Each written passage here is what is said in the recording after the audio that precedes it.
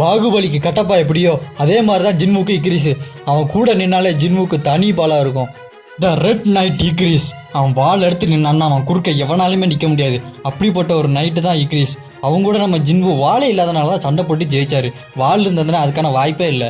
ஜின்வு இங்கே வர போகிறான், ஜின்வு கூட நான் சண்டை போட போகிறேன் அப்படிங்கிறது இக்ரிஸுக்கு தெரியுங்கிறது உங்களுக்கு தெரியுமா? ஆமாங்க, இது கொஞ்சம் ஸ்பாய்லர் தான். த ஒரிஜினல் ஷேடோ மோனார்க் ஆஸ்வானுக்கே வலது கையாக இருந்ததே இக்ரிஸ் தான். இக்ரிஸை பார்த்தாலும் எல்லாரும் நடுங்குவானுங்க. ஃபாஸ்ட் மோனார்க்கே ஒரு கட்டத்தில் ஷேடோ மோனார்க்கிட்ட போகிறதுக்குள்ள இவன் பார்த்தா தான்டா எனக்கு பயமாக இருக்குது.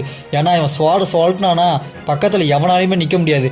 அடுத்து வர 13வது எபிசோடில் கூட டீமன் கிங் பாரனோட ஸ்வாடை எடுத்து சொல்லட்டும் பாருங்க, இடமே கதி கலங்கும். அந்தளவுக்கு பயங்கரமான வெப்பன் பவரை யூஸ் பண்ணுற ஒரே ஆள் இக்ரிஸ் தான்.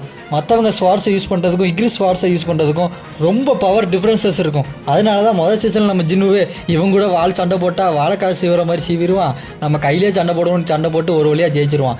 அப்படி இருந்துமே 2வது சீசனில் அவன் சேடாக வந்ததுக்கப்புறம் இவன் இப்போவும் என்னை விட பவராக இருக்கானே அந்தளவுக்கு தோண வச்சுருப்பான் இக்ரிஸு. இந்த மாதிரி இக்ரிஸை பற்றி சொல்லிக்கிட்டே போகலாங்க. ஏன்னா இக்ரிஸை பிடிக்காத ஆளே கிடையாது.